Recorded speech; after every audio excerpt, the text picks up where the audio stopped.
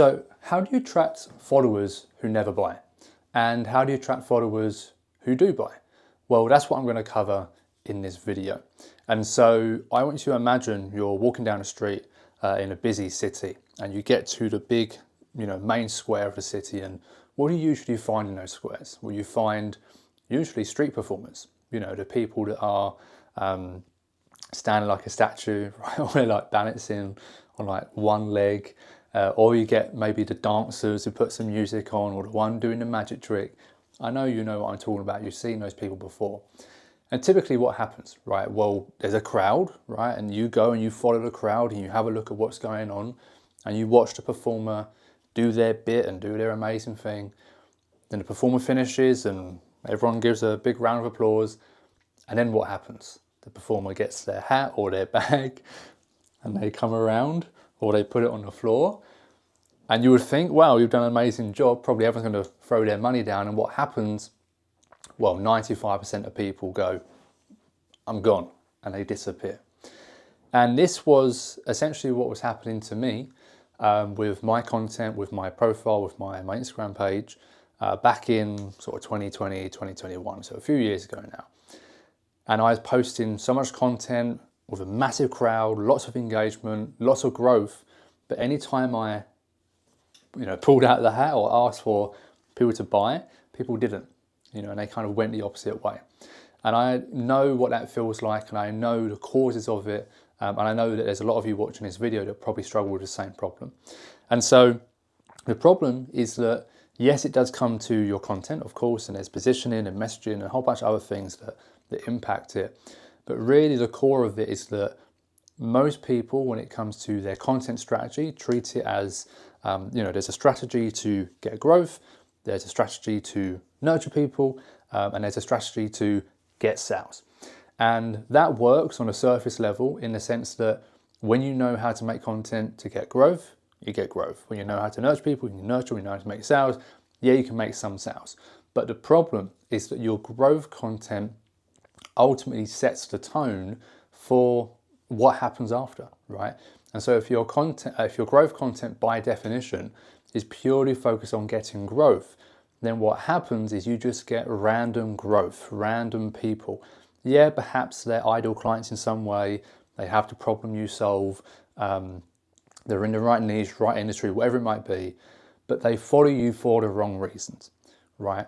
And so really what you want to try and do is be able to take your content strategy and take the principles and the ideas behind growth content, nurture content, sales content, and combine it together into one piece of content, one style of content.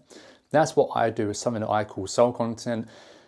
That's a topic for another video. I'm not going to cover that here, but just to simply say that's something you want to start thinking about is how can you achieve growth and how can you nurture people and how can you drive them to the next step, all through the same style of content. It is possible. I do it. My students do it. That's how you're going to find a balance between getting followers, getting growth, getting reach, but getting the right reach, getting the right followers, the right people coming through and people actually buying, not just simply watching. And that leads me on to kind of the main thing I want to cover today, which is there's three types of people in your audience, right? You have watchers, triers, and buyers. And let's kind of go through each. So watchers, who are the watchers? Well, the watchers are the people who simply watch your content, right? And why are they watchers, or how do you attract watchers? Well, typically it's because you're making a handful of types of content.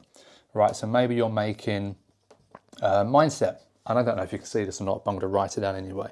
You're making mindset content. You're posting maybe like memes, right, or like very like shareable content.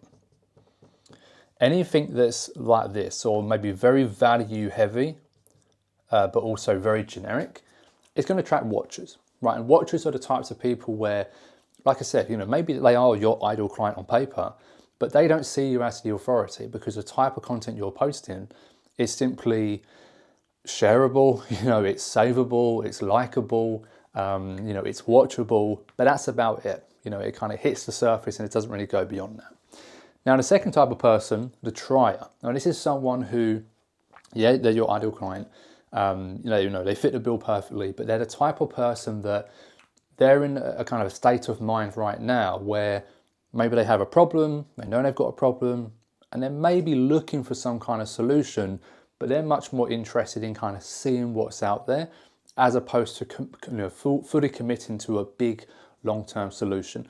And so that person is the trier, right? And so when you're posting lots of, I'm just gonna do it for short, lead magnets, right? You're using ManyChat, which is amazing, and it's not that you should never do these things, it's just this understanding how to do them and the ratio in which to do them. But when you're posting non-stop lead magnets, you're running ManyChat funnels, you're doing, again, like tutorial content, how-tos, right? And in any kind of sales process you're doing, it's all low ticket, right? Or you're running bundles and discounts and things like that. That attracts triers, right? People who in the spur of the moment are happy to buy something for $10, $50, maybe $100, right?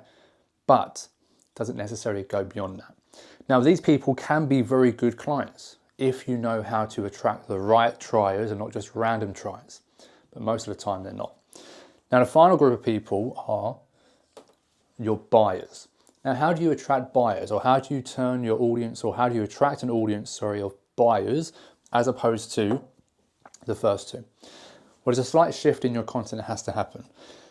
The first thing is that if you are doing lead magnets, you can still do lead magnets, but there's different types of lead magnets. You can have a value magnet, which is you were literally giving someone the answer and the solution to something, or you can have something I call a conversion magnet.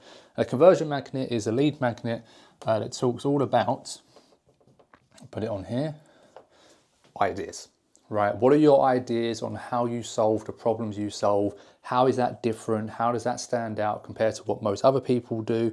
And essentially, why is your pathway, why is your way of doing things better than someone else's?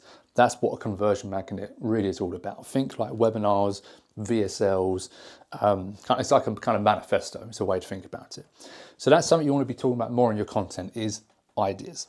Now, other thing you want to do is, whoops, I'll come over here,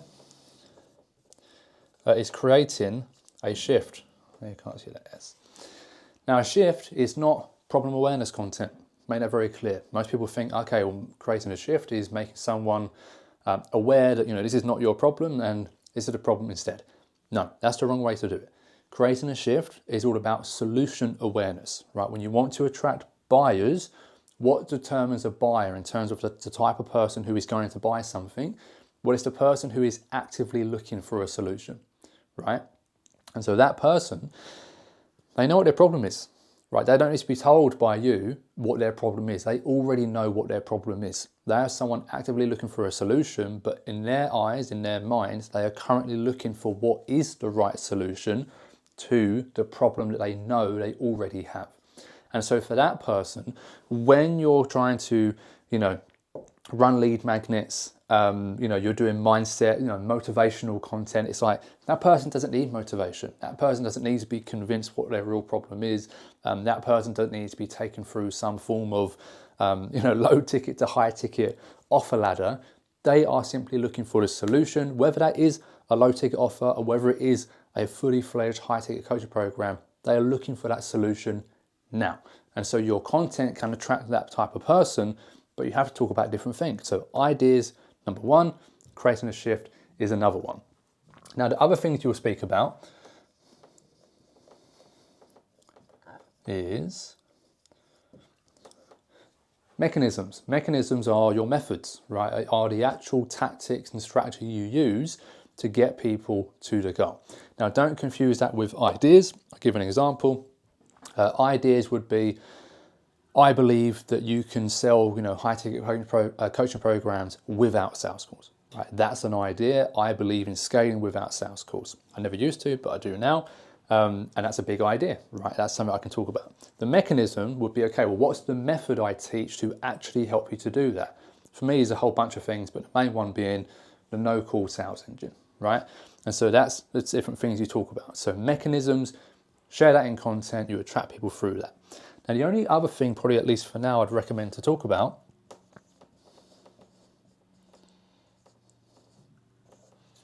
would be mission. Right, now mission is the bigger reason why. Right, mission is about vision, right? It's about why are people wanting to solve the problem. It's about selling someone not just on the problem you're solving, but selling them on the future you're helping to create for them. And that's what mission really is. And that is, again, what attracts buyers, because buyers, again, they're not stuck in that mindset of just simply, oh, I've got a problem I want to solve. The buyer, or sorry, the premium buyer, I should say, that's the type of person where they've got a problem to solve, but they want to solve it in a way that pushes them towards the future and the mission that they are trying to build, that they're trying to get to, right? So, for example, I had a student called Lizzie. She was a dog trainer, or is a dog trainer, helping reactive dogs specifically.